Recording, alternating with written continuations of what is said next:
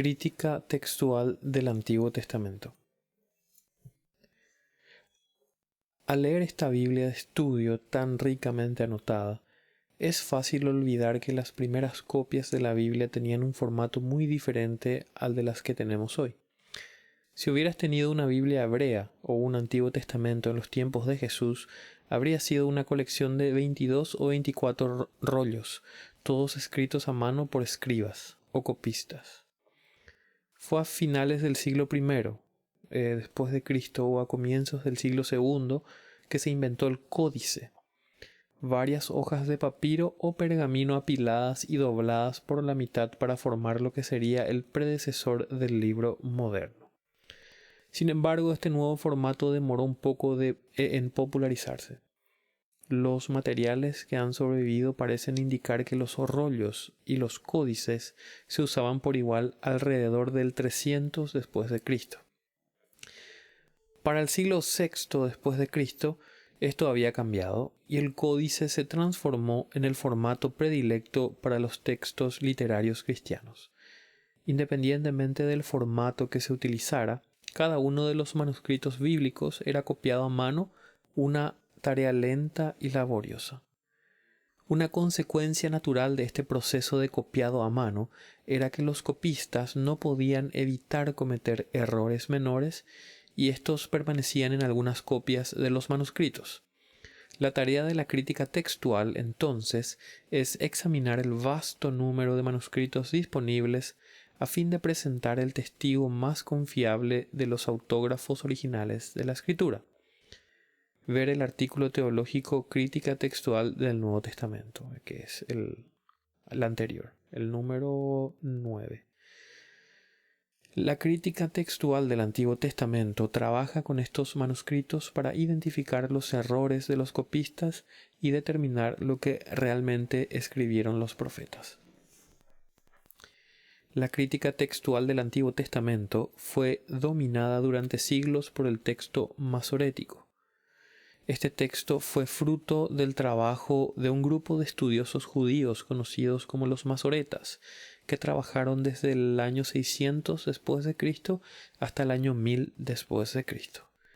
El texto masorético está reflejado en los manuscritos Códice de El Cairo, 895 o 896 después de Cristo. Códice de Alepo alrededor del año 925 después de Cristo y Códice de Leningrado 1008-1009 después de Cristo aproximadamente. De estos manuscritos, solo el Códice de Leningrado preserva la Biblia hebrea completa. Por muchos años, estos manuscritos, junto al fragmento de un texto de alrededor del año 150 a.C.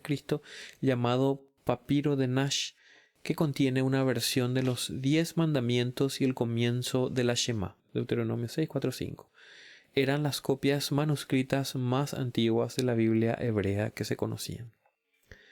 A pesar de las dificultades de copiar textos a mano, los masoretas hicieron un trabajo notablemente minucioso y preciso. Adoptaron una actitud muy seria para asegurarse de que el texto de la Biblia hebrea fuera preservado con precisión. Debido a su preocupación por garantizar la transmisión fidedigna del texto bíblico, los masoretas contaban las letras de los libros del Antiguo Testamento y también anotaban la palabra que estaba en la mitad del libro. Sophie, prende la luz, por favor. Estas y otras medidas buscaban prevenir errores de los copistas al darle un estándar por el cual revisar su trabajo. Como resultado, los diferentes manuscritos que exhiben el texto masorético, demuestran una unanimidad asombrosa. No obstante, por muchos años fue imposible que los estudiosos supieran qué tan fiel al original era el texto masorético, ya que no había copias de manuscritos más antiguos, de un periodo más cercano a la composición misma del Antiguo Testamento, con las cuales se pudiera comparar el texto masorético. Todo eso cambió en 1947. En ese año, los arqueólogos y estudiosos bíblicos descubrieron, para su sorpresa, una colección de restos parcialmente descompuestos de antiguos rollos hebreos en unas cuevas cercanas a Qumran, en las cercanías de la costa noroccidental del Mar Muerto. Entre los primeros rollos descubiertos en Qumran había una copia completa y otra parcial del texto hebreo de Isaías. Debido al estilo de escritura usado en estas copias, los estudiosos rápidamente notaron que eran varios siglos más antiguas que los manuscritos medievales del texto masorético. Con el tiempo, más de 200 rollos bíblicos, muchos de ellos en estado muy fragmentario, fueron recuperados de las cuevas de Qumran. También conocida como los rollos del Mar Muerto, la biblioteca descubierta en Qumran es una fuente única de material nuevo que proveyó un tesoro de manuscritos bíblicos hebreos copiados entre los años 250 a.C. y 70 después de Cristo. Ahora tenemos copias del texto bíblico hebreo que son por lo menos 1000 años más antiguas que las que teníamos antes de este descubrimiento, lo que pone a nuestra disposición manuscritos hebreos que fueron copiados durante un periodo mucho más cercano a la época en que se escribió el texto bíblico realmente. Los rollos del Mar Muerto han contribuido significativamente a nuestro conocimiento del texto original del Antiguo Testamento, aunque la opinión de los estudiosos sigue estando un tanto dividida en cuanto a cómo debe interpretarse toda esta nueva evidencia. Los rollos de Qumran testifican el hecho de que el texto de la Biblia hebrea preservado en los códices medievales del texto masorético se asemeja mucho a los manuscritos que estaban en circulación 1000 años antes. Esto es particularmente evidente cuando se compara el texto de Isaías en el texto masorético con los dos manuscritos principales de Isaías hallados en Qumran. Después de años de cuidadosa investigación, la mayoría de los estudiosos están convencidos de que apenas es necesario realizar alrededor de una docena de cambios menores para eliminar los errores de los copistas del texto masorético de Isaías. Casi todos estos cambios tienen que ver con la modificación de una o dos letras hebreas. Ninguno de estos cambios afecta nuestra interpretación doctrinal, sino que constituyen alteraciones relativamente insignificantes. Esto explica la razón por la que las traducciones de la Biblia realizadas después de 1947 a veces difieren de la versión Reina Valera 1909. Las traducciones modernas toman en consideración la nueva evidencia otorgada por los manuscritos bíblicos de Qumran, evidencia que no estaba a disposición de los traductores de la versión Reina Valera. Así, por ejemplo, la Reina Valera 1909 traduce Isaías 49:24 de la siguiente forma: ¿será quitada la presa al valiente o libertárase la cautividad legítima? En el TM, que sería texto masorético, del justo. La Biblia de las Américas, sobre la base de la evidencia textual Qumran, modifica la última cláusula del versículo, y cito: ¿se le podrá quitar la presa al poderoso o rescatar al cautivo del tirano? En este ejemplo, los críticos textuales deben decidir si el significado original del versículo escrito por Isaías se refiere a un hombre justo o a un tirano. Un error de escriba similar aparece en el comienzo de Isaías 21:8. La Reina Valera de 1909 dice: y gritó como un león. En el texto masorético, un león gritó. Mientras en la Biblia de las Américas se lee: entonces el centinela gritó. La modificación de una palabra hebrea redunda en que ésta se entiende o bien como león o como celador o vigilante. En la versión de la Biblia de las Américas, centinela. Como se ilustra en estos ejemplos, la mayoría de los errores de los copistas no cambian radicalmente el sentido de un versículo o pasaje. A la luz de tal evidencia, podemos afirmar con confianza que, A pesar de que nuestra copia completa de la Biblia hebrea más temprana es del año 1008 o 1009 después de Cristo, esta refleja de forma precisa el texto usado siglos antes. Esto da testimonio del cuidado extraordinario con el que el pueblo de Dios siempre ha buscado preservar la palabra de Dios tal como fue escrita en un comienzo. Además de la nueva evidencia encontrada en los rollos del Mar Muerto, los críticos textuales del Antiguo Testamento también se fijan en las primeras traducciones de la Biblia hebrea a otros idiomas, por ejemplo, arameo, griego, siríaco y latín. De estas, las más importantes son traducciones de libros individuales del Antiguo Testamento al griego. Aunque la más antigua de estas traducciones se remonta al siglo III, la calidad de la traducción varía considerablemente según el libro. Entre los manuscritos griegos del Antiguo Testamento que han sobrevivido, el Códice Vaticano del siglo IV después de Cristo preserva una traducción casi completa del Antiguo Testamento al griego.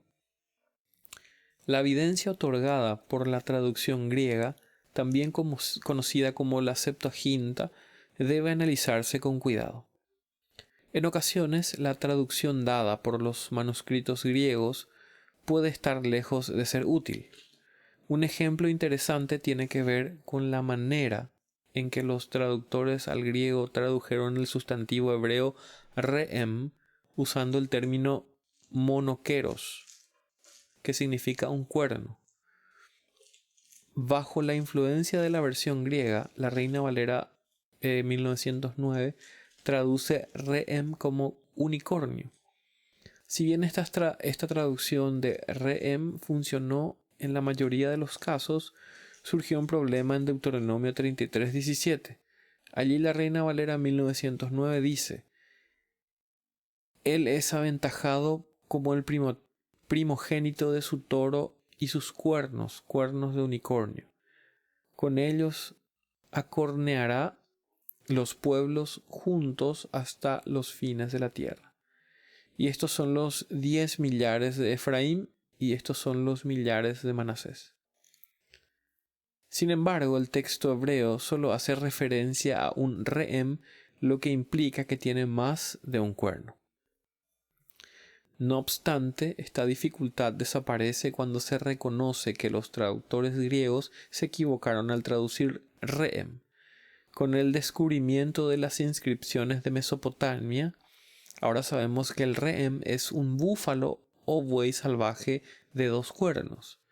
Esto se refleja en la traducción de la Biblia de las Américas, y cito: Su majestad es como la del primogénito del toro, y sus cuernos son los cuernos del búfalo. Con ellos empujará a los pueblos, todos juntos, hasta los confines de la tierra.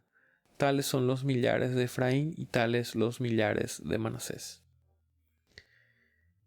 Mientras Deuteronomio 33:17 ilustra los inconvenientes de confiar excesivamente en las versiones griegas antiguas, se pueden hallar otros ejemplos en los que la traducción griega posiblemente preserva una mejor lectura que la del texto masorético.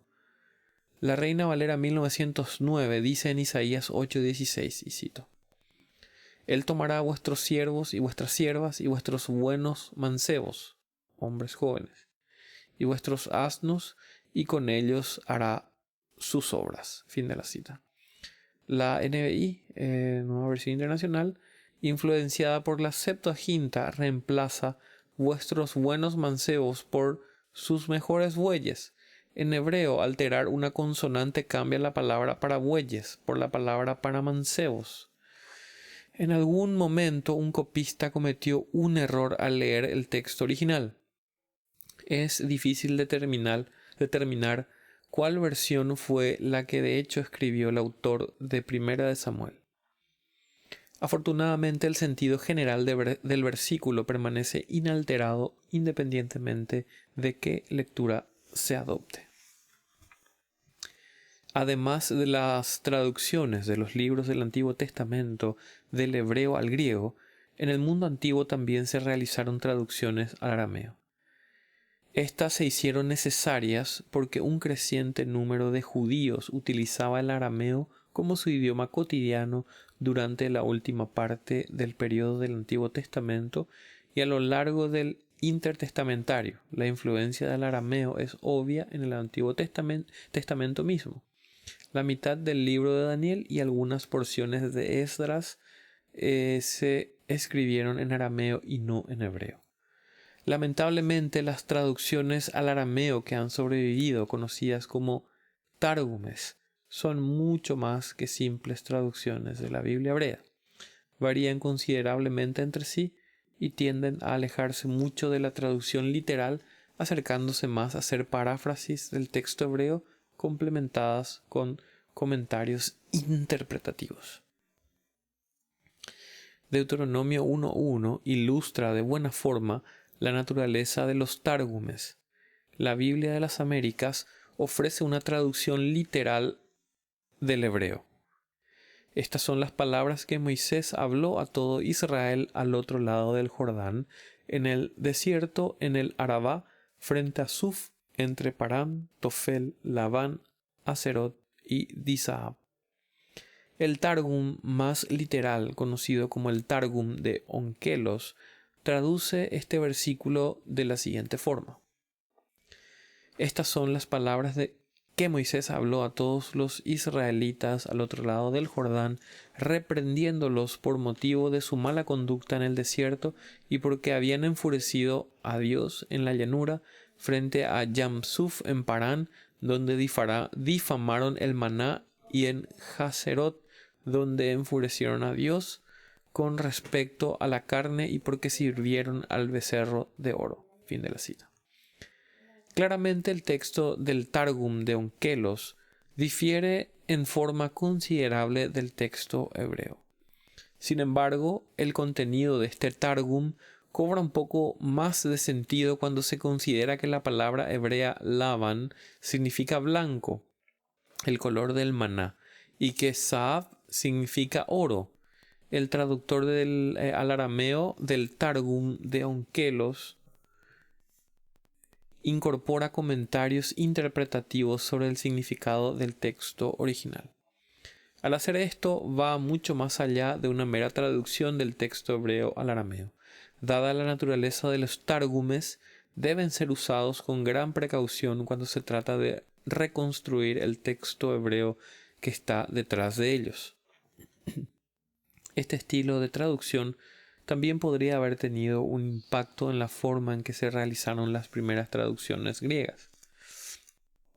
En adición a los manuscritos hebreos antiguos, la Septuaginta y los Targumes, los estudiosos del Antiguo Testamento también consultan el Pentateuco samaritano, la Peshitta siríaca y varias versiones latinas del Antiguo Testamento. El Pentateuco samaritano es una versión hebrea de los primeros 5 libros del Antiguo Testamento que contiene alteraciones para justificar creencias samaritanas peculiares, como la elección divina del monte Gerizim, no del monte Sión como lugar de sacrificio. El valor del Pentateuco samaritano como testigo del texto original del Antiguo Testamento es algo limitado, pero aún así es consultado por los estudiosos textuales del Antiguo Testamento. La Peshitta es una traducción muy antigua del Antiguo y Nuevo Testamento al siríaco, y los estudiosos no están seguros de su origen. Debido a que fue fuertemente influenciada por la Septuaginta, la Peshitta es a menudo un mejor testigo para esa traducción que para el texto hebreo original del Antiguo Testamento, pero aún así tiene cierto valor para determinar lo que fue escrito originalmente por los profetas hebreos.